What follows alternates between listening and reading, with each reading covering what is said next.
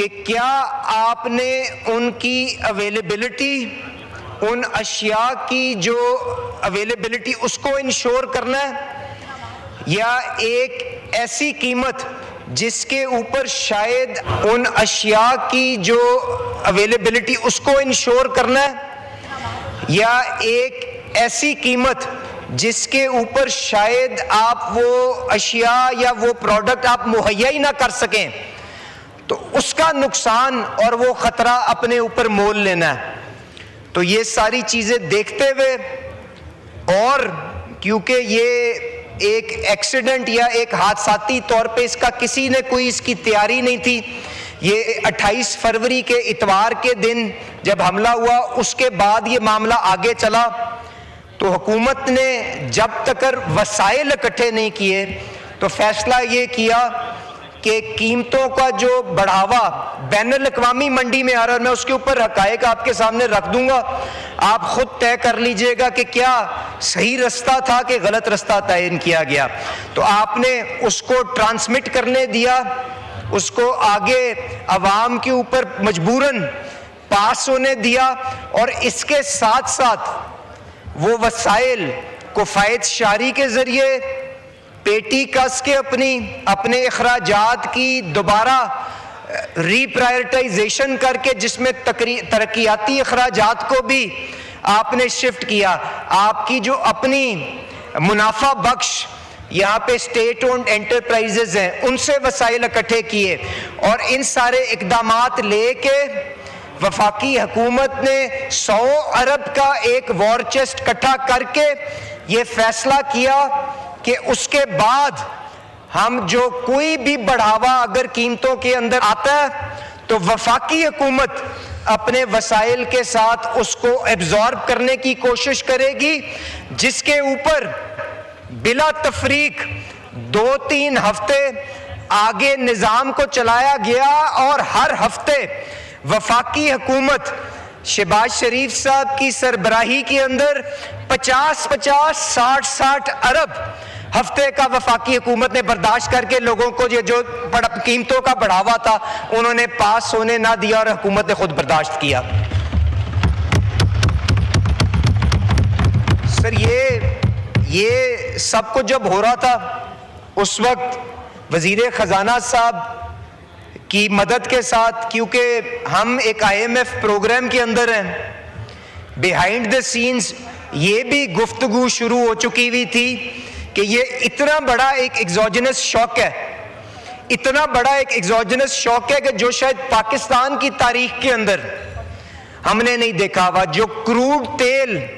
جو ہم اپنے موبائل کی سکرین پہ نکال کے اس کی قیمت دیکھ سکتے ہیں، جو دبئی کی منڈیوں کے اندر، عمان کی منڈیوں کے اندر تقریباً $70 پر بیرل تھا، وہ بڑھ کے تاریخ کی بلند ترین سطح $170 پر بیرل کے اوپر بھی گیا۔ تو آپ نے بیہائنڈ دا سین یہ بھی اپنے ڈیولپمنٹ پارٹنرز کے ساتھ معاملات طے کرنا تھا کہ اس ایگزوجنس شوق کو، جس کا حجم اتنا بڑا ہے کہ بہت سے ممالک جس کے اندر آپ ان کے اندر تباہی دیکھتے ہیں، جہاں پہ قطاریں لگی ہوئی ہیں، لڑائیاں ہو رہی ہیں پیٹرول پمپ کے اوپر، ریشننگ ہو رہی ہے، اس ساری چیز سے بچاتے ہوئے آپ نے پاکستان کو، اس فریم ورک کو بچاتے ہوئے جو بے پناہ مشکل کے ساتھ آپ نے 2-3 سال کے اندر استحکام حاصل کیا ہے، اس کو کس طرح سے انسولیٹ کرتے ہوئے آپ نے اس نظام کو آگے لے کے چلنا ہے، تو ان کے ساتھ بھی گفتگو شروع کر دی گئی تھی۔ تو اسپیکر صاحب، خام تیل کے اندر جو انکریز آئی میں نے آپ کی طرف بتا دیا، پر اس سے زیادہ بڑی تکلیف جو آنریبل MNA صاحب شاہد صاحب نے جس کی طرف اشارہ کیا، ڈیزل، اس کی قیمت کے اندر اور اس کی اویلیبلٹی میں جو چیلنجز سامنے آئے، اس کی میں صرف اس چیز سے اس کے اوپر روشنی ڈالتا ہوں کہ پہلی مارچ کو جب ڈیزل کی قیمت طے کی گئی تو اس وقت پلیٹس کا ریٹ $88 پر بیرل تھا۔ پچھلے ہفتے جب ہفتہ اختتام ہوا ہے تو پلیٹس ڈیزل کی قیمت $280-290 پر بیرل چھو چکی ہوئی تھی۔ نہ صرف یہ پلیٹس کی انکریز کئی گنا تھی، اور پاکستان پچھلے 50 سال سے اپنا جو تیل جو ڈیزل امپورٹ کرتا ہے وہ کویت پیٹرولیم کا ایک 50 سال کا معاہدہ ہے، اس کے ساتھ ان سے منگواتا ہے، تو تقریباً $5-5.5 اس کے اوپر پریمیم تھا، $1.5 کا اس کے اوپر کرایہ تھا، اور چند ڈالروں کا اس کے اوپر انشورنس کی کاسٹ تھی۔ تو جب ہرمز کی بندش آئی تو وہ سارے کی ساری سپلائی ایک دن کے اندر ختم ہو گئی، تو اس کے لیے متبادل انتظام کیا کیا گیا، میں اس کے اوپر بھی آ جاؤں گا، اور کیا مشاورت کا سلسلہ، اور کس طرح سے جو پرائم منسٹر صاحب نے جو گلف جو ہمارے یہ خلیجی ممالک ہیں ان کے ساتھ گفتگو کی، chief of defence forces Asim Munir صاحب نے کیا کردار ادا کیا، deputy prime minister Ishaq Dar صاحب نے کیا کردار ادا کیا، میں اس کے اوپر بھی آ جاؤں گا سر۔ پر جب کویت کا سارا چینل بند ہوا تو یہ ڈیزل کی قیمت کا بڑھاوا اپنی جگہ پر، جو آپ کو دوسری منڈیوں کی طرف رخ کرنا پڑا، وہ $5 کا پریمیم بڑھ کے $60-70 کے اوپر آپ کو جا کے وہ ڈیزل خریدنا پڑا۔ تو نہ صرف $300 پر بیرل کے اوپر تیل، پر اس کے اوپر اس کا پریمیم تقریباً $50-60-70 کے اوپر پہنچ چکا تھا، کیونکہ اتنی زیادہ قلت اس کی آپ کو بین الاقوامی منڈی میں تھی۔ جو انشورنس جو چند لاکھ ڈالر میں ہوتی تھی وہ جنگ کی وجہ سے $15 ملین کے اوپر جا چکی تھی۔ جو کرایہ چند لاکھ ڈالر کے اندر ایک جہاز کا ہوتا تھا وہ $2 ملین کے اوپر جہاز آپ کو انتظام کرنا پڑا۔ اس کے علاوہ ایل این جی کی جو ساری سپلائی تھی وہ بھی آپ جانتے ہیں کہ قطر کے ساتھ پاکستان کا 10 سال پرانا ایک معاہدہ ہے جس کے تحت ساری کی ساری ایل این جی آپ کی قطر سے آتی ہے۔ تو اس کا جب ہرمز کے اندر جب یہ پرابلم آئی، قطر نے فورس میجور ڈکلیئر کیا، تو وہ سپلائی ساری چند دنوں کے اندر آپ کی ہوا میں اڑ گئی، اور آپ کے پاس اس کا متبادل کوئی انتظام موجود نہیں تھا۔ تو اس کے اندر جو پھر اقدامات گیس کو لانے کے لیے اور عوام کو اس تکلیف سے انسولیٹ کرنے کے لیے جو مشاورت کا سلسلہ شروع ہوا، جس کے اندر وزیر خزانہ صاحب، میں ایک صوبے کے وزیر اعلیٰ کے پاس حاضر ہوئے، ان کو ان ساری ایشوز کے اوپر پوری آگاہی دی، ان کے مشورے کے ساتھ پھر پریزیڈنٹ آصف علی زرداری صاحب کو گزارش کی گئی کہ پوری ریاست کے اداروں کو آپ نے اپنے پاس اکٹھا کریں، یہ سارے حقائق ان کے سامنے پیش کریں، اور مشاورت کے ساتھ پھر یہ طے کریں کہ کون سا رستہ پاکستان کو آگے طے کرنا ہے اور کس طرح سے اس نظام کو آگے لے کے جانا ہے۔ کیا ہم نے وہ رستہ اختیار کرنا ہے جس کے اندر آج قطاریں اور آج لڑائیاں ہم پیٹرول پمپوں پہ دیکھ رہے ہیں، یا ہم وہ رستہ اختیار کریں کہ جس کے اندر لوگ اپنے فیصلے خود کریں، اور جو unproductive use of this extremely scarce molecule ہے وہ اپنے گھروں کے اندر ان کو اجازت دی جائے کہ وہ خود فیصلہ کریں، اور ہم صرف اپنی ذمہ داری اس حد تک محدود کریں کہ کمزور ترین لوگ جن کی طرف اپوزیشن کے ساتھیوں نے بھی نشاندہی کی، ان کو کس طرح سے تحفظ دیا جا سکتا ہے، چاہے وہ موٹر سائیکل والے ہوں، چاہے وہ جو پبلک ٹرانسپورٹ میں استعمال کرتے ہوں، چاہے وہ کسان جنہوں نے آگے ہل چلانا ہے، ٹیوب ویل چلانے ہیں، ٹریکٹر چلانا ہے، یا وہ لوگ جو مارکیٹوں کے اندر اپنا باعزت روزگار کمانے کی کوشش کریں گے۔ تو ایک بھرپور مشاورت کی بیٹھک پریزیڈنٹ ہاؤس کے اندر، جس کے اندر سارے وزرائے اعلیٰ، پرائم منسٹر آزاد جموں کشمیر اور